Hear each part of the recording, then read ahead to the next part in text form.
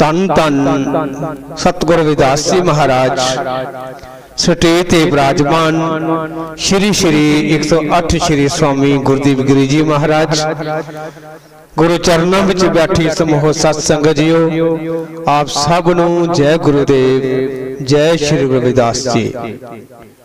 राग अमृत वाणी सतगुरु रविदास महाराज जी की एक ओंकार सतगुर प्रसाद। त्रह त्रह त्रे पवन पत पावन अतशयासुल सकल बल जामन। त्रह त्रह त्रे पवन पत पावन अतिशयासुल सकल बल जामन।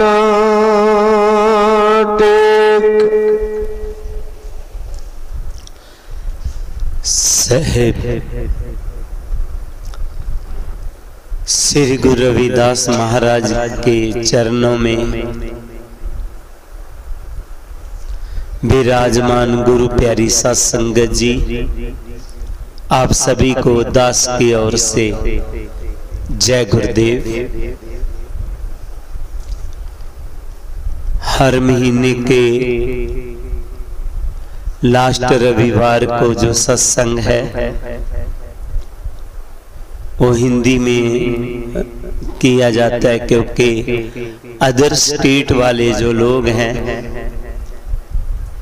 उनका निवेदन रहा है कि हम लोग भी ऑनलाइन सुनते हैं, लेकिन पंजाबी की हमें इतनी समझ नहीं आता, तो इसलिए एक सत्संग हिंदी में हो जाया करे तो अच्छा है। तो मुझे अचानक ही याद आ गई, आज का जो सत्संग है श्री चरणजीत सिमक इंग्लैंड यूके वाले अपनी पत्नी सत्या देवी सिमक के जन्मदिन और उनके सुख शांति के लिए, तंदुरुस्ती के लिए करवा रहे हैं सुबह का जो गुरबानी का पाठ भी उन परिवार की ओर से था। उसके साथ ही आज श्री बिशनदास मीनिया जम्मू वाले, उनके पोतरा हुआ है बराट मीनिया, उनकी आज मुंडन सेरेमनी थी, तो उस परिवार की ओर से आज जो कड़ा प्रसाद की देग है उनके परिवार की ओर से पाठी साहब जी ने गुरु रविदास जी की पवित्र वाणी का 33 शब्द लिया। याद रहे गुरु जी ने जो वाणी कही है उनसे 40 शब्द और एक श्लोक श्री गुरु ग्रंथ साहिब में भी दर्ज है, लेकिन जो पाठी जी ने आज शब्द लिया है जे श्री गुरु ग्रंथ साहिब की वाणी में नहीं है, जे सतगुरु रविदास जी की अमृत वाणी में है। और अमृत वाणी का 33 जो शब्द है वो है, तो गुरु जी ने शब्द में कहा है तरे तरे तरे पवन पत पावन। तरे 3 को कहते हैं, ऐ तरै लोक के मालिका, उस प्रभु को 3 लोक के मालिक भी कहा गया है। 3 लोक कौन से है? एक जो लोक पहले था, एक आज का, एक आने वाला।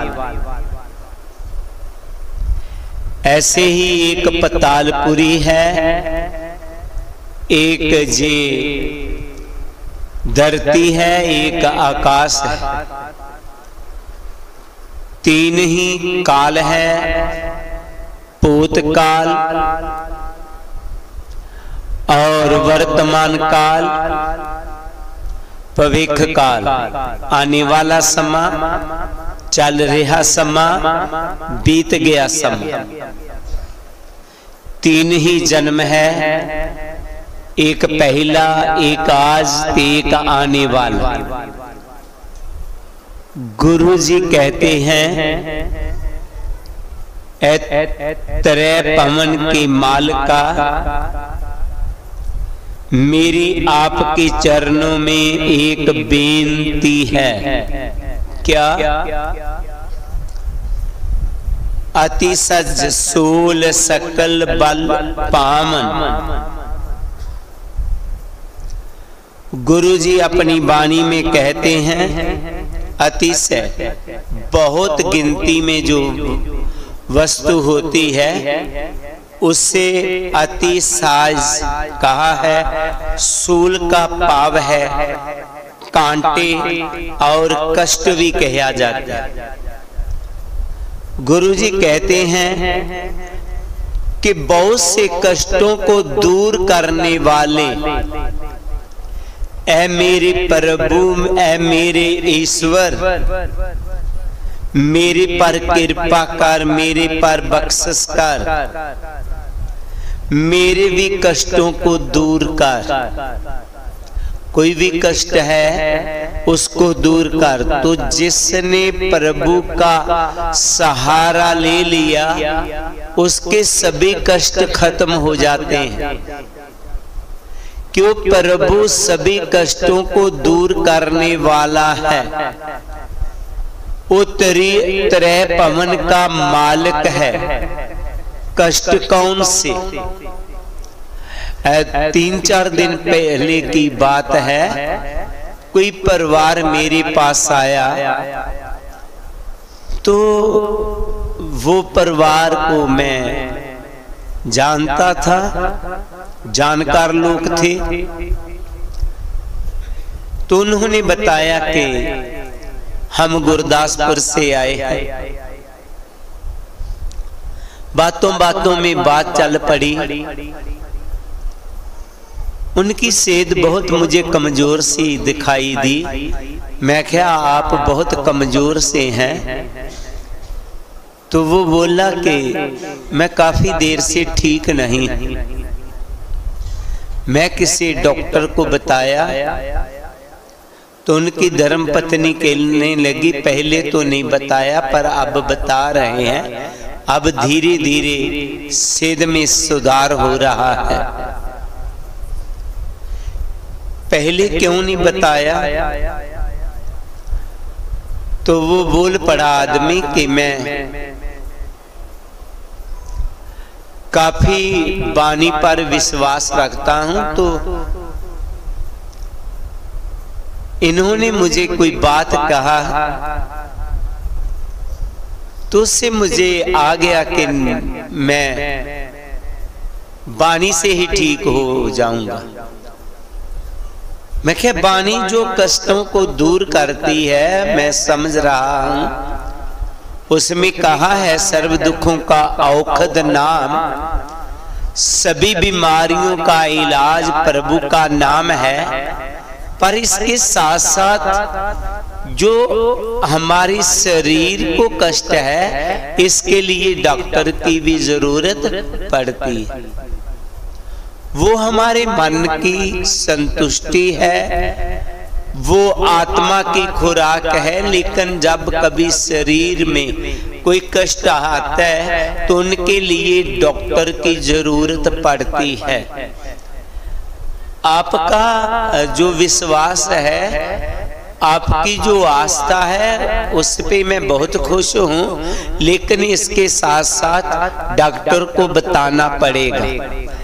जहां पर गुरुजी जो बीमार अपने दुखों को खत्म करने वाला प्रभु को मान रहे हैं, वो क्या दुख है जो हमारी दुनिया में हमें कष्ट मिल रहे हैं। जैसे कि कष्ट हो जाता है, अहंकार आ गया, उससे कष्ट आ गया, किसी के साथ नफरत हो गया, झगड़ा हो गया, उससे कष्ट आया, उस कष्टों को दूर करता है और साथ साथ मन में एक हौसला आता है। इसलिए गुरु जी कह रहे ने कि ऐ तरह पवन के मालिका, आप मेरे पर कृपा करें, मैं आपके नाम के साथ जुड़ा रहूं।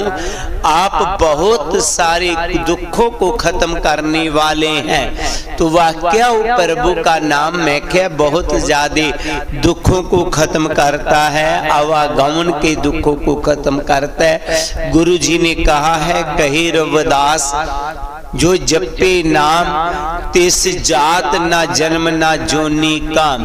जो भी प्रभु का नाम ले लेता है उनको ना नरकों का डर, ना जम्मा का डर, ना उनको जन्म मरण का डर रहता है। वो उनके सभी डर खत्म हो जाते हैं, उनके सभी दुख खत्म हो जाते हैं। तो गुरु प्यारी सत्संग जियो, हमने प्रभु के नाम को सिमरना है और ध्यान साधना करना है। जी गुरु जी ने कहा वो हमारे कष्ट दूर करेगा। कौन से कष्ट? कहे रविदास, जो जपे नाम तिस जात ना जौन काम। उनको नरकों का डर नहीं रहेगा, जम्मू का डर नहीं रहेगा, आवागमन का डर नहीं रहेगा। अगर आपको बीमारी है तो आप में हौसला रहेगा, बीमारी के साथ लड़ पाएंगे आप लोग। और उसके साथ साथ जो डॉक्टरी सहायता है ये लेना हमारा फर्ज बनता है। बादशाह जी फिर अपनी वाणी में आगे फरमाते, काम क्रोध लपट मन मोरा,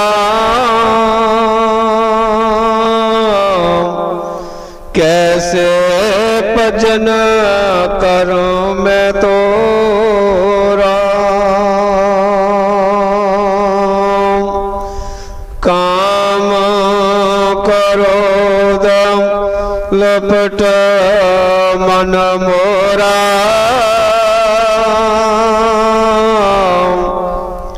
कैसे भजन करूं मैं तोरा।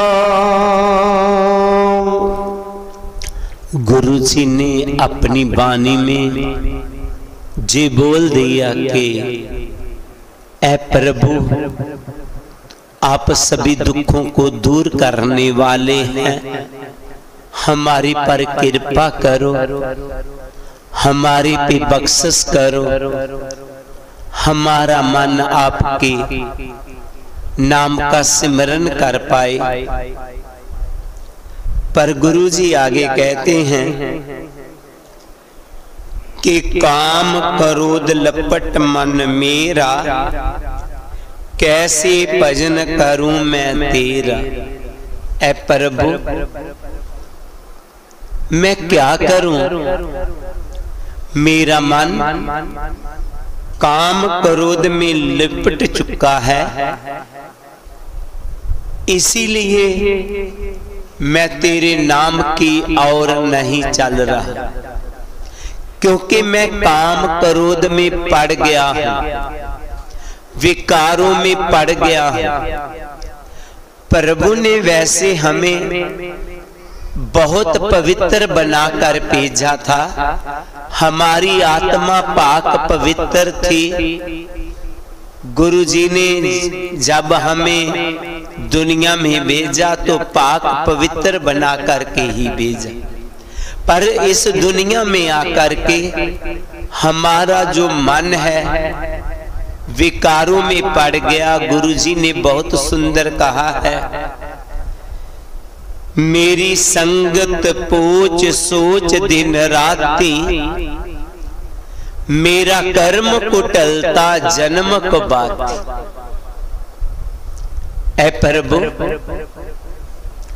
मेरे मन में दिन रात एक सोच आ रहा है कि आपने हमें बहुत पाक पवित्र बनाकर ये दुनिया में भेजा था, लेकिन जब ही हम दुनिया में आए, थोड़े से बड़े हुए, हमारी संगत पोचों के साथ होगी।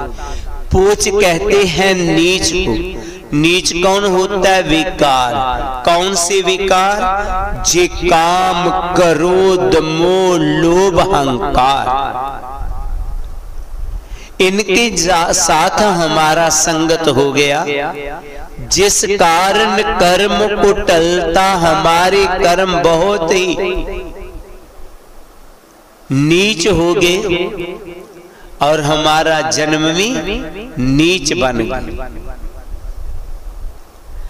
और ये विकारों ने ही मुझे आपके नाम से दूर किया हुआ। इन पंचन मेरे मन जो बिगाड़ियो, पल पल हर जीते अंतर पारी। इन पंचों विकारों ने मुझे आपसे बहुत दूर कर दिया। गुरुजी जहां पर काम क्रोध की बात करते हैं, अगर काम क्रोध की बात लें तो गुरबानी में आया है काम के बारे में। सतगुरु रविदास जी ने अपनी बानी में कहा है, जत देखियो तत दुख की राशि, अजु न पताए निगम पे साखी। गौतम नार उमापत स्वामी, शीस तरन पे पग कामी, सहस पग गामी। एक काम की बात करते हुए सतगुरु जी ने कहा है कि गौतम नार उमापत स्वामी, एक काम के कारण गौतम की नार हल्या को पत्थर बनने पड़ा और उमापत स्वामी, उमापत पार्वती को कहा है, उदा स्वामी शिव जी, उनमें जब काम आया तो उनकी हालत क्या हुआ बताते हुए भी शर्म आती। जब हम दमड़ी यात्रा में जाते हैं तो रास्ते में एक गोपाल मोचन गुरु रविदास मंदिर में हम ठहरते हैं। उनकी बगल में एक तीर्थ है, वो भी इसी विकार के साथ उसका इतिहास जुड़ा हुआ है। जी विकार इंसान को खत्म कर देते हैं। ये विकारों में पढ़ कर के ही प्रभु मैं आपके नाम से दूर हो गया, क्योंकि काम क्रोध लपट मन मेरा, मेरा मन इसमें पड़ गया हुआ है। क्रोध, जो क्रोध है जे भी इंसान को अंदर ही अंदर खत्म कर देता। जिसमें क्रोध आया सिमरन में मन नहीं लगेगा। क्रोधित इंसान जो है हमेशा हमेशा किसी के मन को जलाने का काम करता है। क्रोध भी बहुत जबरदस्त विकार है।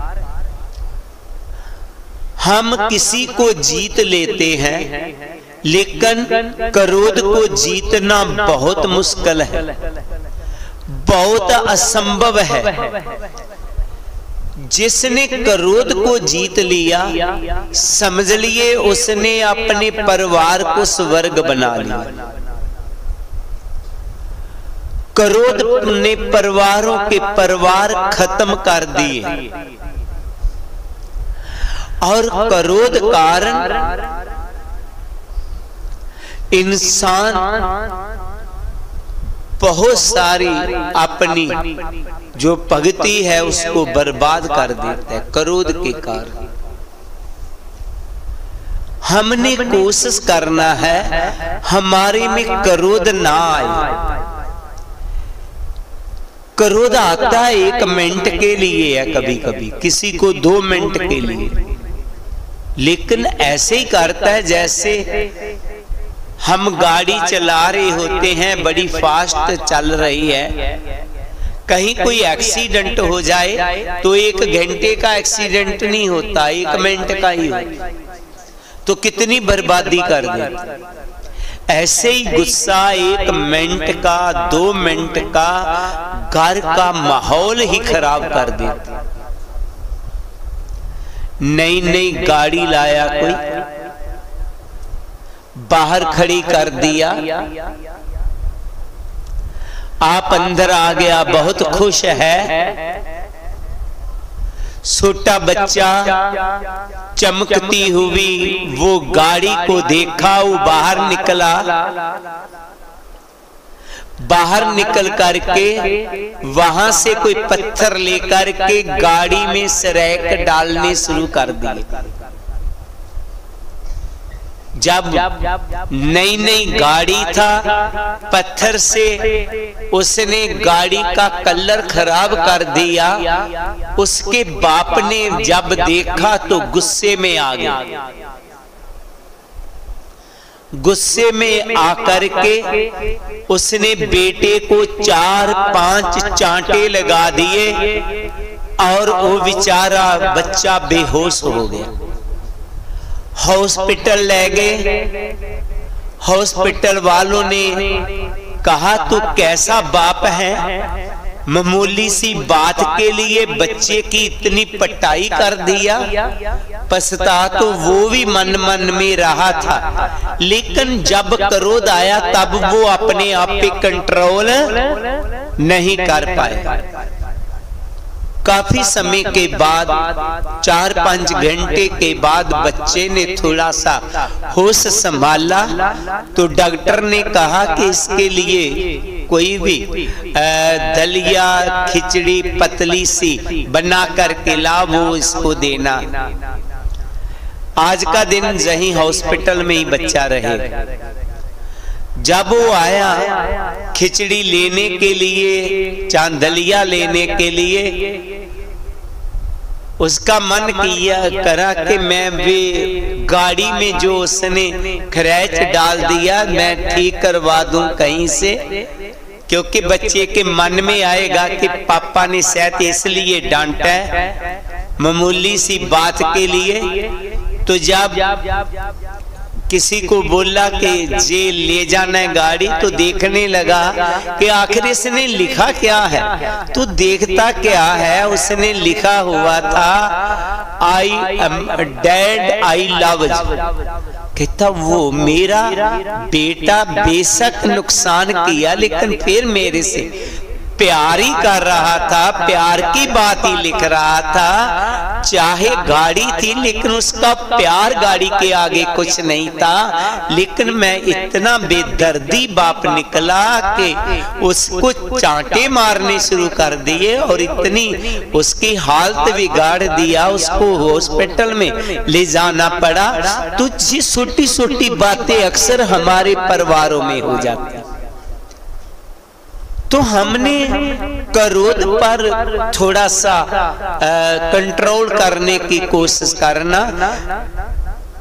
जेकर हम कंट्रोल नहीं कर पाएंगे तो गुरुजी कहते हैं कैसे भजन करूं मैं तेरा, तो उसका सिमरन नहीं हो पाएगा।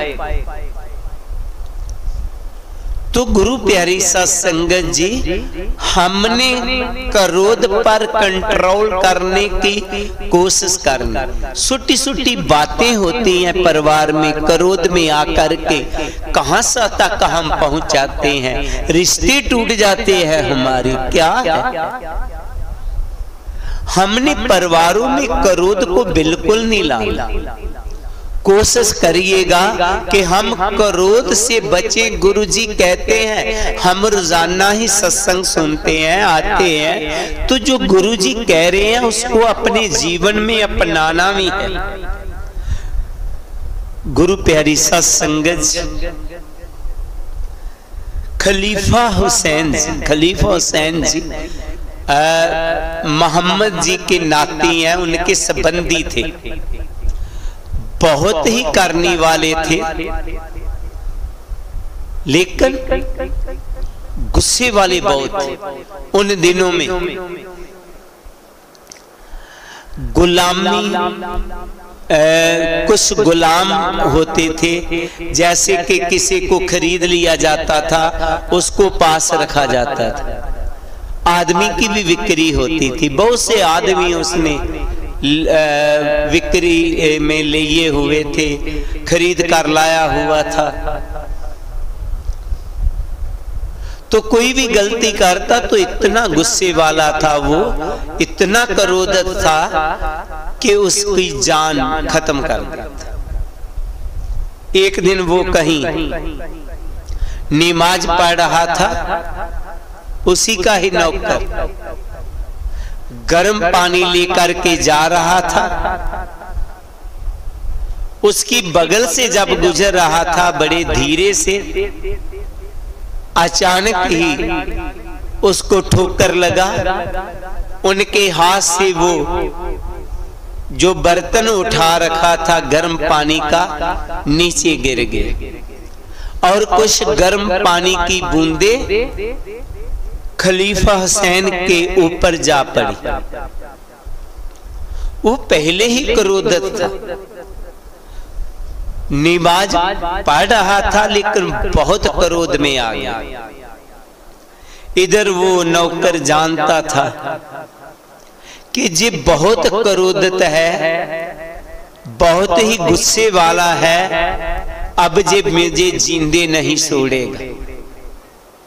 क्योंकि एक तो पानी गिरने से जो बर्तन उठा रखा था उसकी आवाज बहुत हुआ, और दूसरा वो पानी की कुछ बूंदे उस पर जा पड़ी, वो गर्म थी। वो तड़फा तो सही, लेकिन मुसलमान जब नमाज पढ़ता है ना, वो नमाज पढ़ते पढ़ते कुछ इधर उधर नहीं ध्यान देता। जितना समय में नमाज पढ़ना है वो नमाज की और ही ध्यान रखता। अब उसे हो गया नौकर को कि इसने मार तो देना है, तो क्या न पहले मैं खुदा की इबादत कर लूं।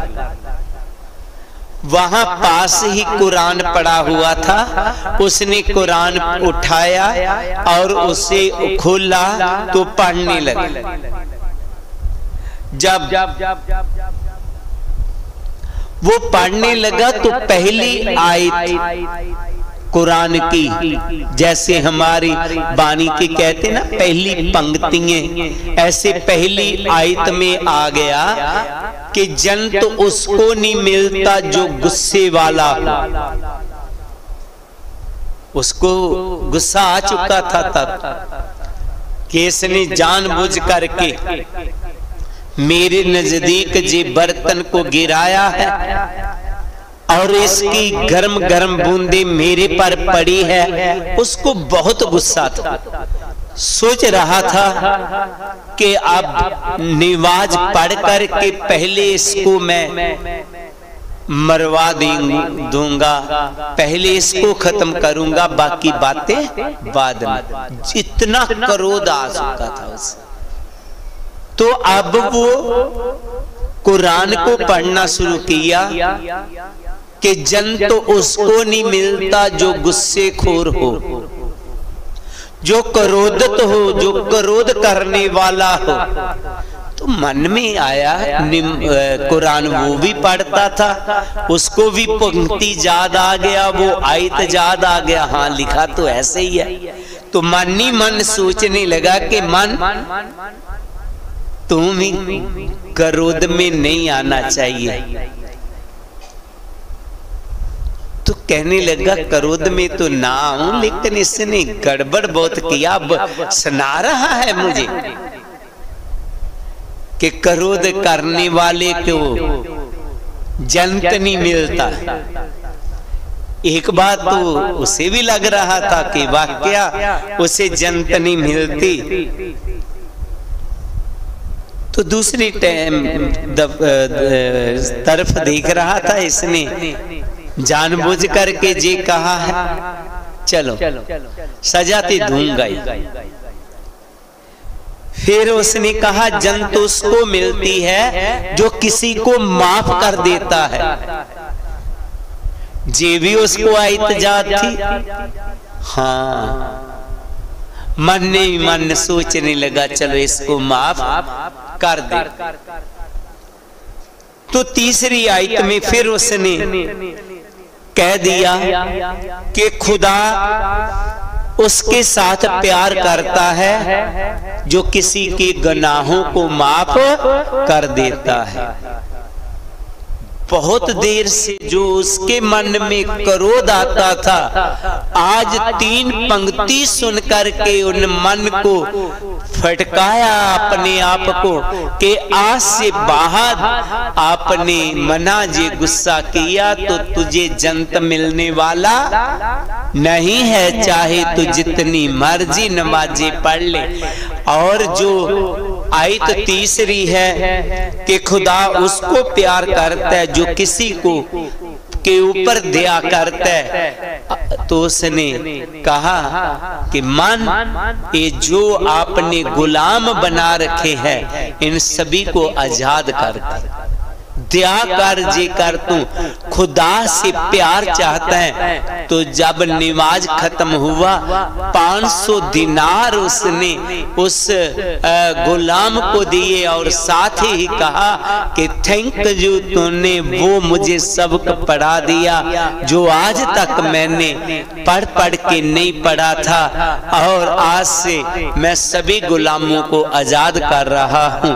गुरु प्यारी सत्संग जियो, जब दया आ जाए तो ही धर्म होता है, दया नहीं तो धर्म नहीं है। इसलिए गुरु जी ने हमें ये बताया कि अगर आप में दया नहीं, निम्रता नहीं, दीनता नहीं, ना तो आपका जीवन सुखदायी हो सकता है, ना आप सिमरन कर पाएंगे और ना ही परिवार में शांति आ पाएगी। अगर आप परिवार में अपने जीवन में शांति चाहते हैं तो इन विकारों को खत्म करना होगा। पवित्रता ही जीवन का आनंद है। अगर पवित्रता नहीं है तो हमें जीवन का आनंद नहीं मिल पाएगा। तो हमने कोशिश करना है कि जी जो विकार जिन्होंने हमें प्रभु से बहुत दूर कर दिया हुआ है, इन विकारों से दूर हो जाना, इन विकारों को छोड़ना है। तो इनको छोड़ने के लिए बस ये ही है कि लगातार आप सत्संग में आते रहिए, महापुरुषों की संगत करते रहिए। क्योंकि गुरु अर्जन देव जी ने कहा था, माग मंजन संग साधुमा तोड़ी कर इसे नान, हर का नाम ते आए सुन ते सबना नू कर दान, जन्म कर्म मल उतरे मन ते जाए गुमान, काम क्रोध ना मोही बिन से लोभ सवान। जे काम क्रोध जो बहुत हैवी विकार है, लगातार सत्संग से आने से खत्म हो जाएंगे। लगातार जब हम सत्संग में आएंगे तो ये विकार हमारे से खत्म हो जाएंगे। तो इसलिए हमने लगातार सत्संग में आते रहना होगा और महापुरुषों की संगत करते रहना होगा। गुरु जी फिर अपनी वाणी में आगे फरमाते, विषम विषाद बहंडन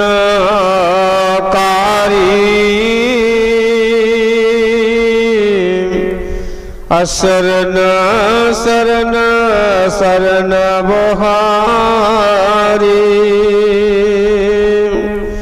विषम विषाद बहंडन कारी, असरन शरण शरण बहारी। सतगुरु जी अपनी वाणी में कह रहे हैं, विषम विषाद बेढंबर कारी। गुरबानी में बिखम उल्टे कठन जहर रूपी जो हमारे में अवगुण थे वे सात विषयों विच लीन, हमारा मन जो विकारों में लीन था, ऐ प्रभु तू दुखदाई कष्ट और जहर रूपी विषयों को खत्म करने वाला है। जो भी बेआसरा है, बेआसरिया का तू आसरा है, बेसहारों का तू सहारा है। कृपा कर, बख्शिश कर, मेरे ऊपर भी, मुझे भी अपना आसरा दे दीजिएगा। मैंने जान लिया ऐ प्रभु जो आपकी शरण में आ गया उसको कोई डर नहीं रहता, इसीलिए मैं भी आपकी शरण में आया हूँ। अगर आपकी शरण आया हूँ तो अब मुझे अपना बना लीजिएगा। अवगनहारे पिताजी बख्श गरीब निवाज, जे मैं पूत कपूत हूँ तो पिता को लाज। ऐ मेरे पिता मैं तेरा बच्चा हाँ, अगर मैं पूत से कपूत भी हो गया तो आपको ही लाज लगेगा, इसलिए मुझे पूत से कपूत ना होने देना ताकि तुझे लाज ना लगे, क्योंकि मैं तेरा। तो जब हम उसका हो जाते हैं तो प्रभु अपना बना लेता है, तो फिर वाकया वो हमें अवगुणों में नहीं जाने देता और ना ही वो कष्टों में हमें डालता है। तो हमने प्रभु के चरणों में जुड़े रहना होगा, हमने उनकी शरण में रहना होगा। तो जैसे शेर की शरण में जाने से गिद्दड़ों बघियाड़ों का डर नहीं रह जाता, ऐसे प्रभु की शरण लेने से, गुरु की शरण लेने से हमें भी कोई डर सताएगा नहीं। गुरु जी ने कहा है, हर जेठ जड़ंदा लोड़िया जैसे अगे सब निमान, हर साजन दामन लग गया किसे ना दई बन। वो एक बड़े को ढूंढो जिसके आगे सभी झुकते हैं, वो है परम पिता परमात्मा, ओ ईश्वर जो देवतों को देवता है। गुरु जी ने कहा है, जहां जहां जाऊं तहां तेरी सेवा, तुम सा ठाकर अवर न देवी। ऐ मालिका आप जैसा दुनिया में कोई देवी देवता नहीं, आप सारे देवताओं के देवता हो। आप बेसहारे के सहारा हो, बेआसरे के आसरा हो। मैं बेसहारा बेआसरा आपके चरणों में आया हूँ, मेरे दुखों के भी अब खत्म कर दें और अपनी शरण में मुझे ले ले। फिर गुरु जी शब्द की आगे वाली पंक्ति में फरमाते हैं, देव देव दरबार द्वारे, राम राम रविदास पुकारे।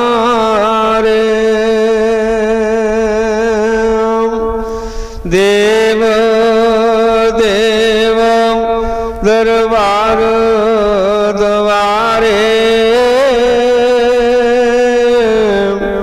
राम राम रविदास पुकारे। देव देव दरबार द्वारे, ऐ देवतियां दे देवता। सतगुरु रविदास जी ने प्रभु नू देवतियां दे देवता कहता, क्योंकि देवते भी जो कुछ है उससे मांग कर लाते हैं। बहुत से लोग देवी देवताओं की पूजा करते हैं, आपकी आस्था है, जो भी करना आप करें, लेकिन गुरु जी कहते हैं कि प्रभु देवते का भी देवता है। हम जो देवतों से ढूंढ रहे हैं, मांग रहे हैं, देवते प्रभु से मांगते हैं। जहां तक इतिहास में कहा है कि एक दफा कुंभ का मेला आया तो सभी लोग कुंभ के स्नान के लिए गंगा में गए, हरिद्वार में गए। गुरु रविदास जी उन दिनों में चाला बाई के पास गए हुए थे। गुरु जी वहां पर नहीं गए तो गंगा माता जी ने मन ही मन सोचा, सभी लोग आए लेकिन मेरे शहंशाह सतगुरु रविदास जी नहीं आए। क्यों नहीं आए? कहीं मुझे भूल तो नहीं कोई हो गया? तो एक दिन गंगा माता जी सवे ही गुरु जी के दर्शनों के लिए चल पड़ी। आप सोचोगे कि गंगा तो एक नदी है, वो चल पड़ी। नदी गंगा का नाम लिया है, किसी नदी का हमने नदी का भी नाम रखा हुआ है, लेकिन नदी एक गंगा एक शक्ति है, एक ताकत थी। उसी के नाम पर जे गंगा का नाम पड़ा है। जो भगीरथ ने वो शक्ति को तपस्या से पाया था, वो जो गंगा थी शक्ति, वो गुरु जी के दर्शनों के लिए गुरु दरबार में पहुंची। गुरु जी ने जब देखा गंगा माता जी आए हैं, बड़े प्रसन्न हुए, आसन दे करके बैठाया। पूछने लगे, माता जी आप कैसे? तो गंगा माता जी बोले, गुरुदेव कुंभ का मेला हुआ था, सभी लोग आए थे, आप लोग आए नहीं। मैंने सोचा गुरुदेव कहीं नाराज तो नहीं है, मैं खुद ही आ गई। तो गुरु जी कहने लगे, गंगा मां बहुत लोग आपके स्नान के लिए आए, लोगों ने बहुत सी भेंटें चढ़ाया। अगर आपका मन इतने लोगों से प्रसन्न नहीं हुआ तो मैं एक और आ जाता तो क्या होता? तो माता गंगा जी कहने लगे, देखो गुरुदेव, जितने लोग आए मेरे में पाप उतारने के लिए आए, लेकिन मेरे पाप उतारने वाला कोई वहां नहीं आया। मेरे पाप तो तभी खत्म होते जी आप जैसे महापुरुष मेरे में अपने पवित्र चरण डालते। तो गुरु प्यारी सत संगत जी, जो तीर्थ है वो भी संतों की भक्ति के करके ही है। तो गुरु जी कह रहे ने, देव देव दरबार द्वार है, राम राम रविदास पुकार। देवते भी आप देवतियां के देवता हैं, जहां जहां जाऊं तहां तेरी सेवा तुम सा ठाकर अवर ना देवा। आप जैसा कोई देवी देवता नहीं, आप उनसे भी बड़े हैं, सबसे बड़े देवते हैं।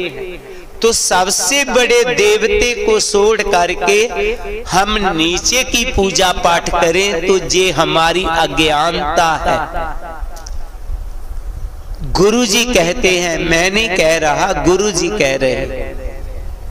तो गुरु जी कहते हैं, आप देवते के देवते तो हमारे पर कृपा करें, बख्शिश करें। बहुत जन्म विछड़े थे माधो, ये जन्म तुम्हारे लेखे, कहे रविदास आस लग जियो, चिर प्यो दर्शन देख। ऐ देवतियां के देवता, मेरी आपके चरणों में जे बेनती है, निवेदन है कि मेरे पर कृपा करें, मेरे पर बख्शिश करें कि मुझे अपना दर्शन दीदार दे। बहुत समय से मैं आपसे दूर हो गया, कई जन्म पे कीट पतंगा, कई जन्म गा जमीन को रंगा, कई जन्म पंखी सर्प बनियो, कई जन्म है वर बरिख जोइयो, मिल जगदीश मिलन की भरिया, चिर काल मिल दे संजरिया। बहुत समा गुजर गया प्रभु आपसे विछड़े हुए, अब कृपा कर दो, बख्शिश कर दो, मुझे अपना दर्शन दीदार दो। जैसे गुरु जी ने निवेदन किया प्रभु चरणों में, ऐसे ही हमारी बेटियां कई बारी एक भजन बोल देती हैं, बाबा पलौटे वालिया फुल तोरी दा, भजन करन दे वेले दर्शन लोड़ी दा।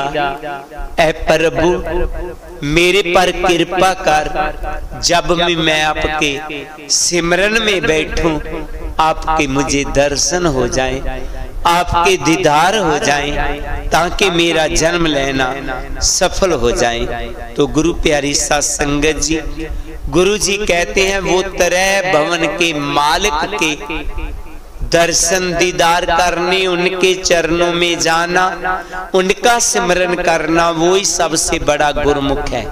तो हमने जे कर्म कांड जो पूजा पाठ देवी देवताओं की पूजा पाठ वो नहीं करना, वो तरह भवन के मालिक, वो देवताओं के देवता, सभी के कष्टों को खत्म करने वाले परम पिता परमात्मा का जो गुरु जी ने हमें शब्द दिया है, हम उसका सिमरन करना होगा। जे ही सतगुरु रविदास जी की हमें शिक्षा है, आए उनकी वाणी के ऊपर चलें। अगर हम उनकी वाणी को अपना लेंगे तो हम प्रभु के साथ मिलाप कर लेंगे, हमारे सभी कष्ट दूर हो जाएंगे। हमारे पे जो जे काम क्रोध मोह अहंकार है, जे धीरे धीरे जब हम गुरु संगत में आएंगे तो धीरे धीरे जे खत्म हो जाएंगे और हमारी आत्मा फिर पवित्र आत्मा बन जाएगी। जे ही गुरु जी का संदेश आप सभी को। जय गुरुदेव, जय गुरु रविदास।